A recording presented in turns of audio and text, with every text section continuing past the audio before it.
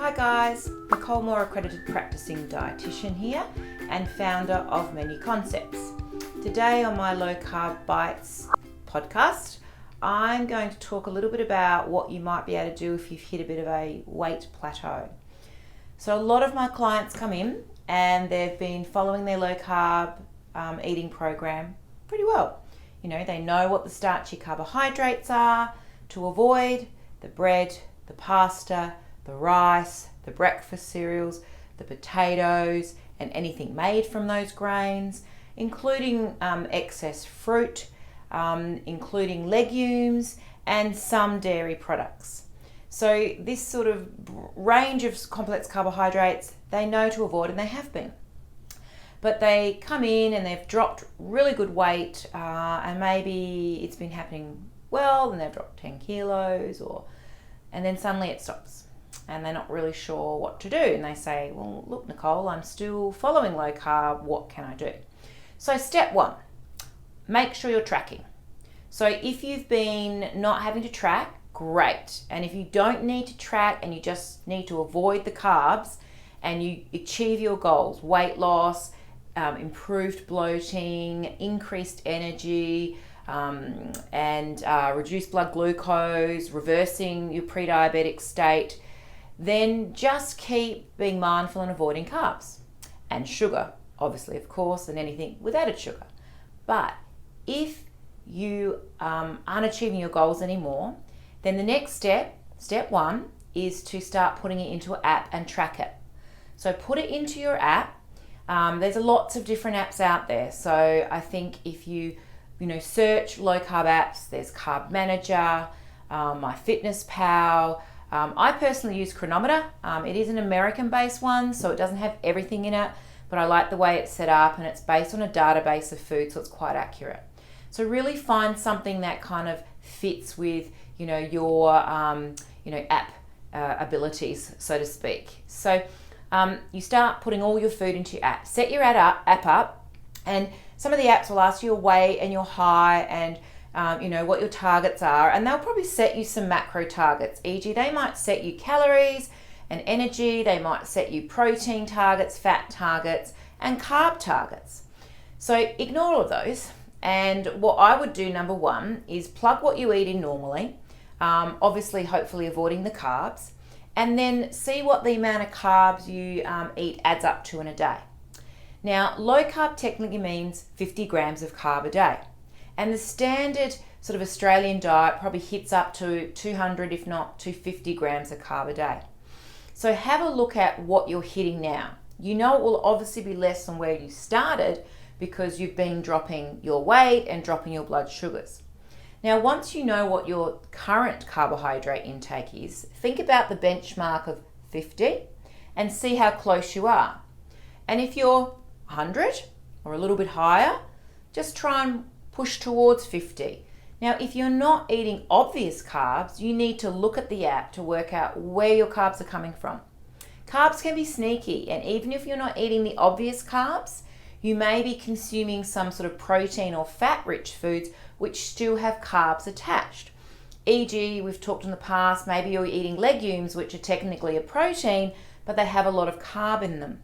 Nuts are another little common sneaky one. Maybe you're eating a lot of nuts, and things like cashews and pistachios have a lot of carbohydrate. Maybe you're having a lot of cappuccinos and you're drinking more milk than you realized. And don't just guesstimate. I think I read a stat once that we underestimate by like 30%. So, and I've done it, if you put a splash of milk in when I used to have dairy, and I'd go, yeah, that's about 20 mils, about a tablespoon, and then I'd measure at 60. And that makes a difference, if you're not achieving your goals. So make sure you don't guesstimate, measure your portions strictly if you need to try and kickstart. So then you know your actual, proper amount of carb you're having, and get your carbs down to 50. Find out where they're creeping in. People say, I'm only eating berries, but they don't realize blueberries have 15 grams of carb. Strawberries have 4. So therefore, maybe they're eating more blueberries, cashew nuts. Maybe they've added more beans and legumes. Maybe they didn't realize quinoa was still 18 grams of carb in a serving, and so they'd replace that versus maybe going to cauliflower rice, which is 4. So you'll know where your hidden carbs are, or maybe there's some obvious ones jumping in there that you just kind of forgot.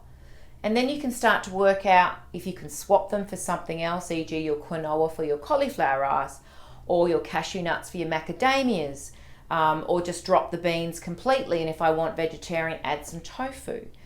Maybe I need to take the dairy out and swap to almond milk, because we know, if you put it in your app, cow's milk has 12 to 14 grams of carb, whereas almond milk has 1. So it's about really becoming a carb detective. And we can estimate for a while, but if you're stuck, track it. Become the carb detective. Measure, don't guesstimate. Then you'll know how many carbs you're actually having, and then you can move towards 50. If you're having 50 to 60, move towards keto and go to 25 to see if that's going to get you the results, whether it's further blood glucose reduction with your type 2 diabetes or pre-diabetes, or whether it's more weight loss that you're looking for. So that's the first thing I'd look for. Now, sometimes I get my clients coming in and they go, Nicole, I'm doing that already. And I go, okay. So we look at their charts and their apps, and they're having 50, or sometimes they're keto, as in technically they got 20 grams or 25 grams of carb a day. So if that's the case and you've checked that and you are achieving that, step 2 is I want you to check your protein intake. Now, sometimes we're having too much protein, and generally you need, let's say, 1 gram of protein per kilo of your body weight. So if you're 70 kilos, you want to be aiming maybe for 70 grams of protein a day. If you're 80 kilos, 90 kilos, and so on. And as you drop weight, your protein needs drop. So calculate your weight, times it by your 1 gram of protein. Now you know your protein target. Generally with females, I kind of sit them between the 70 to 80 grams of protein. Now, we know what protein foods are. Let's rehash. That's your meat, anything that comes from an animal, your chicken, your fish, your eggs. It also includes nuts. Yes, they're protein, they're also fat. So we need to include them in our protein. So when we're adding our information into our app, the apps will give you the carb, you cross-check to make sure you've got that right. Maybe that's enough to kickstart your weight loss. If that's not enough to kickstart your weight loss and you're already doing that, step 2 is to check your protein. What's my protein needs? 1 gram of protein per kilo of body weight. And then let's look at how much protein I'm having on the app. On my Chronometer app, it has at the top of the screen, it has calories, protein, fats, and carbs. So once you've cross-checked carbs, you can check protein. Now, if you're having too much protein for your needs, this can also slow things down. So just check you're not having too large a serves of meat. It is easy on low carb to sort of get a little bit excited by, okay, let's just eat as much protein as we want.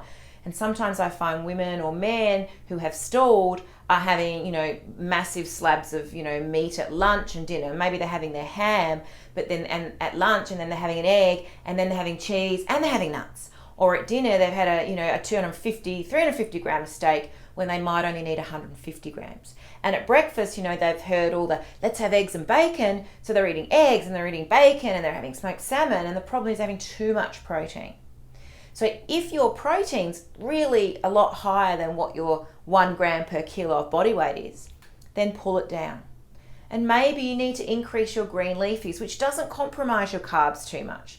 You don't get a lot of, carbs in your greens. So just be mindful of choosing the really low kind of kale and spinach green leafies, boost it up a bit to fill you up and pull your protein down. So now you've checked your carbs and now you've checked your protein. So what you're left with is, if you know your protein's right and you've got your carbs right, then I just want you to work on pulling your fat down. Now we know fats are the oils we cook with. Hopefully it's coconut oil, or it's more stable fats like butter, ghee and lard. And we know olive oil. So, and we've already talked about not having seed oil. So if you're eating vegetable seed oils, I stress again, they oxidize on cooking, they create inflammation, they oxidize good things in your body and make you sick. So they're your good fats. Now nuts and seeds also fall in the fat category. Avocado, sugar-free nut butters, full fat cream cheese, even hard cheese has quite a lot of fat. So it's a protein, but it's got fat in it. So if you know your carbs are right, then you've checked your protein and that's right, and you've still stalled, then you have to lower fat. Now, I'll often find with a lot of my clients who have lost a lot of weight, we have to really pull the carbs down, and once we've got that right, we make sure they're not eating too much protein. And then the last and final thing is I go, okay, well, your body wants to use your fat, and we're giving it probably more fat than it needs. So let's pull it down. So let's not add fat as much as we can. Let's just eat the protein which has got the fat in it. So it may now look like you go, okay, well, where's my fat coming from? Check your app, because as you add food in, it will show you how much fat's in there, and you'll start to recognize, oh yeah, I use avocado and I use olive oil in my salad. We'll pull them out. Just have your tuna or your salmon or your deli lean meats in there and drizzle it with a bit of lemon juice. And maybe at dinner, you're eating the fat on the meat, but you're also cooking it in butter, and you're adding oil to your salad, and you've got, feta cheese and avocado in your salad. So there's quite a lot of sources of fats you could pull down. Maybe you're over snacking on nuts, which can be a protein and a fat problem. Even today, I spoke to a client that was having a lot of keto snacks, as in fat bombs and peanut butter cookies and protein bars, which is all great, and yes, they're low carb, but they have a lot of fat in them. So we don't want to be consuming tablespoons of nut butters and coconut bombs with coconut oil in them, and keto bulletproof coffees with cream and butter if we've stalled. Now, in the beginning, you often do need more fat to fill up, so don't get me wrong. When you start your journey, you do need to eat more fat and protein, and it's just the carbs you focus on. But once you've lost quite a bit of weight, your metabolism also naturally slows a little because there's less of you. There's less of you for it to sort of function. So the metabolism does slow a little bit, and the body wants to use your fat. So if you feed it too much fat in the end, it'll use that before it uses you. If you pull your fats down, then when your body needs a bit of fuel, it'll be more inclined to go and turn the fat tap on at your belly and take a cup of fat and use that for energy. So pull down your fats if you are stuck and you've checked everything else.